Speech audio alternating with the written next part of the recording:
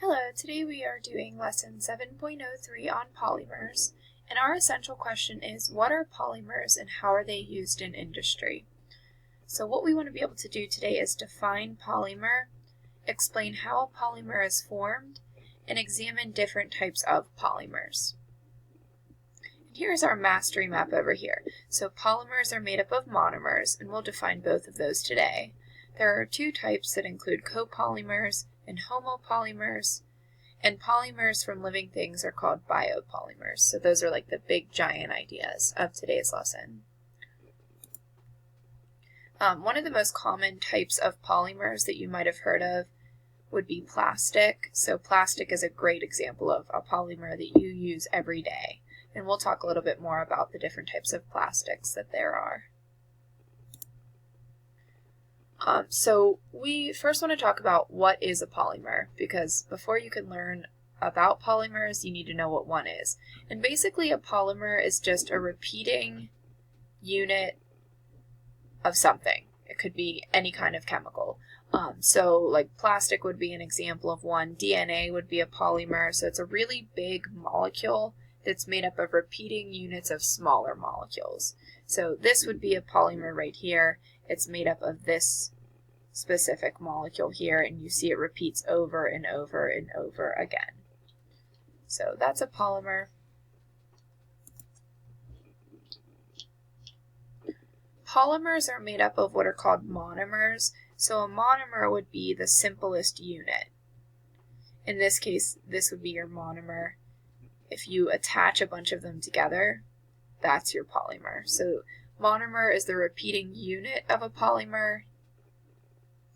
So this would be your monomer. Here's your polymer. If we are talking specifically about, let's say, DNA, so DNA would be your polymer. It's a big, giant chemical. Your monomer would be the individual nucleotides that make up DNA. How do we form a polymer? Well, in order to form a polymer, basically what you do is you put the monomers together. So here's a monomer here, here's another monomer, and you basically just attach them together. And we'll talk more specifically about that, about the reaction that does that. It's called a condensation reaction. So monomers create polymers. There are basically two types of polymers. The first kind is a homopolymer. These consist of only one type of monomer, whereas copolymers consist of two or more types of monomers. A really good example of a homopolymer would be cellulose, and you can see it's pictured right here. So these little monomers are each called glucose. So here's a glucose, here's a glucose, here's a glucose, here's a glucose, and here's a glucose. And they're all attached to create cellulose. And there's a lot more than, there's not just 5 monomers of glucose and cellulose. Cellulose is made up of, I think, hundreds and thousands of these little tiny molecules. But cellulose is a homopolymer because it has these repeating units of glucose. That's different from DNA. DNA would be considered a copolymer because, like I said, it is made up of nucleotides. Nucleotides include a phosphate group. This is your ribose sugar right here. And then this would be an adenine. So nucleotides would be the monomer. Here's one, here's another one, here's another one, another one, and another one. But they're not identical to each other. So these two glucoses are identical to each other. This nucleotide it has an adenine on it. This one has a thymine. So they look different from each other. So copolymers are made up of monomers that aren't necessarily identical to each other. Homopolymers, all of the monomers are identical. There are two types of polymerization reactions that we'll talk about: condensation reactions and addition reactions. Condensation reactions are reactions between two monomers that result in the loss of a water molecule. And one example of that is when we form polyester fabric. And so basically what happens, you have your two monomers right here. So this would be a monomer with a hydroxyl group. We learned about that yesterday. Here's a monomer with just a hydrogen on it. And what happens is these two monomers come together to form what's called a dimer. A dimer is just made up of two monomers. And that hydroxyl combines with this hydrogen to form water.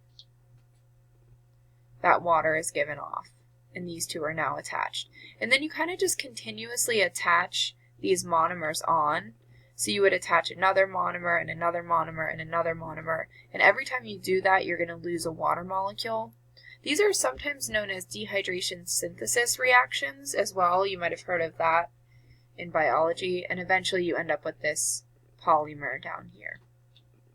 So polymers are formed through condensation reactions,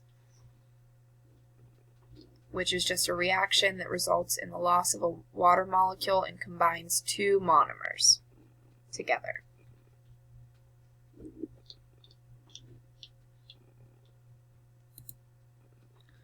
Another type is called an addition reaction, so there's no water here at all, and this is basically just a reaction between two alkene monomers that results in an alkane polymer.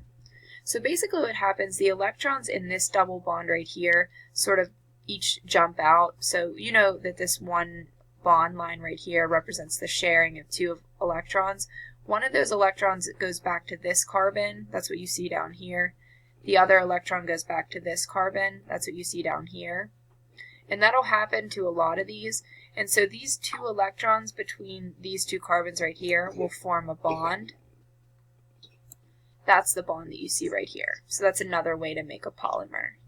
You can combine alkene monomers to create an alkane polymer. And this is how those polystyrene peanuts or packing peanuts are formed. So like I said, plastics are very common polymers. And what makes each plastic different is the type of monomer that it has.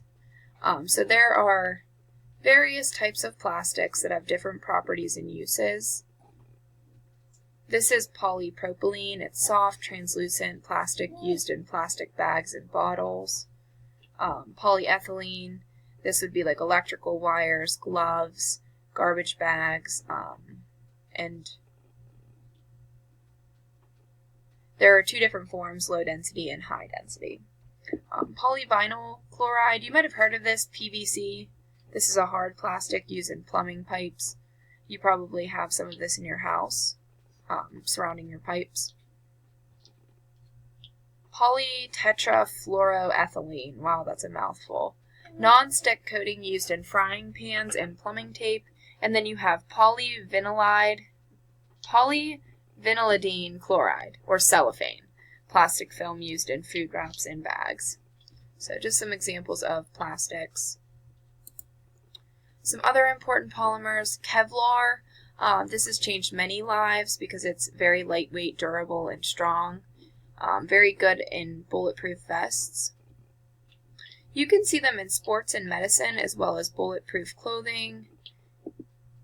Here's this scientist right here is working to create biopolymers that are safe and useful. So there's a lot going on right now in polymers. You can actually major in polymers in college. I actually tutored a kid who was going to Penn State, and he was majoring in polymers and plastics. So pretty cool thing. There's a lot of technology that's being discovered with this, and there's a lot going on right now in research with polymers for trying to make them better, more affordable, all kinds of different aspects here. This is definitely something you could do something with in college and come out and get a great job. So if you have interest in polymers, definitely a lot of, it's a very in-demand field. And then I did want to include a little bit about BPA found in plastics, because I know anytime I mention plastic, BPA always comes up.